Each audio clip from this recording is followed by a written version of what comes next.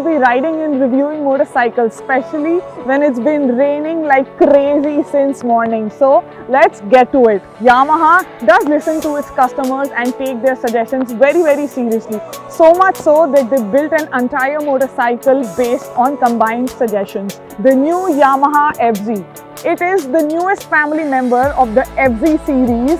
It's based on the same engine and chassis as the previous FZs, which were a great hit, especially the FZ-S, which came into existence in 2008. They were sporty and naked looking, beautiful motorcycle. Fun fact, it was also my first ever motorcycle, which I had won in a rally back in 2009. Ever since, I didn't get off them.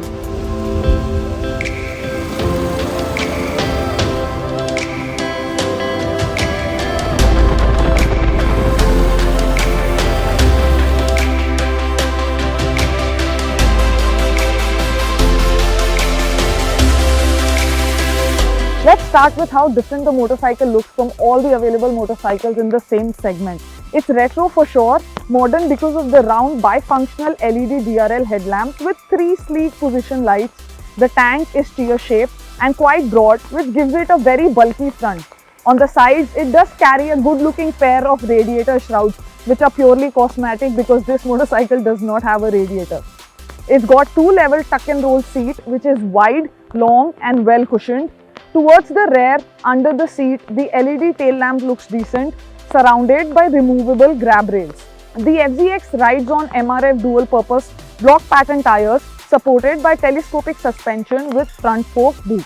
The motorcycle is available in 2 other colors, matte black and particularly striking shade of blue. To be honest, the look of the bike has failed to impress me. I've had it for a couple of days and it does not grow on me. But it does make up for the performance in the city rides.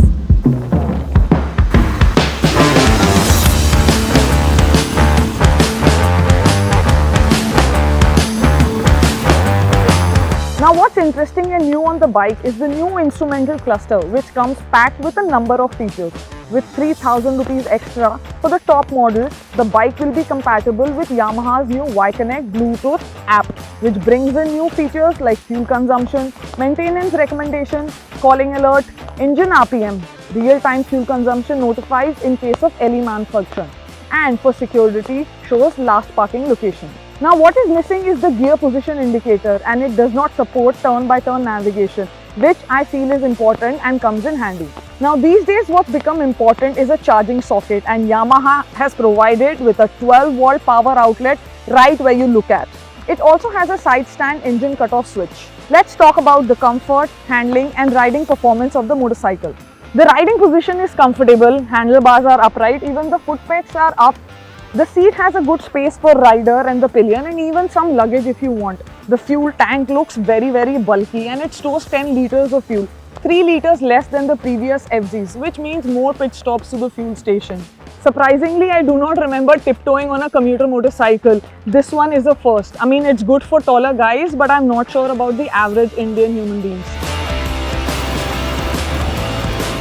Yamaha FZ-X has the same engine character as the previous FZs. It is powered by 149cc air-cooled 4-stroke single-cylinder fuel-injected blue core engine, which produces 12.4 HP and 13.3 Nm torque.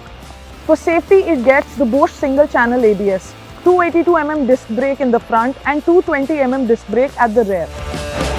Handling of the bike is extremely easy. Power delivery is linear. Smooth in traffic, the mid-range is torquey enough to help you overtake other vehicles on the road easily. Engine revs are nice and lower speeds are enjoyable till 5000 RPM. Over and above, you do start to feel the vibration. It's not so much fun on high speeds.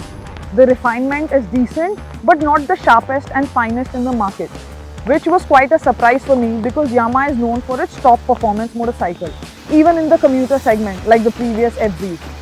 Ride quality is decent. FZs have been tuned to tackle the Indian roads and this one gets a metal cowl for harsh roads.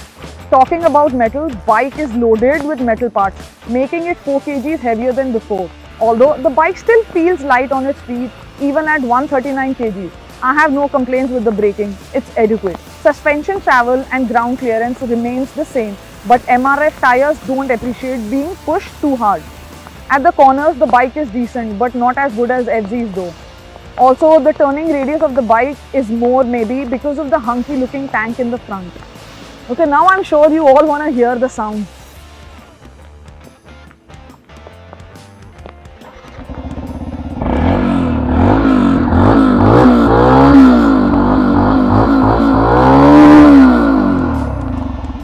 It's definitely peppier than the earlier FZs.